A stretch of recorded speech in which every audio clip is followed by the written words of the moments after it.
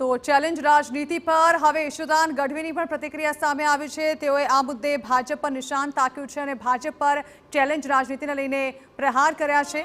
તેઓએ કહ્યું છે કે ભાજપને ચેલેન્જની નહીં પરંતુ વિકાસની રાજનીતિ કરવાની સલાહ આપી। સાથે જ દાવો કર્યો કે અમારા ધારાસભ્ય રાજીનામા આપવા માટે નહીં પરંતુ કામ કરવા માટે ચૂંટાયા છે। તો ઇટાલિયાના રાજીનામા મામલે ખુલાસો કરતા યશુદાને કહ્યું કે ગોપાલ ઇટાલિયાએ ક્યારેય વિસાવદરના ધારાસભ્ય પદેથી રાજીનામું આપવાની વાત નથી કરી।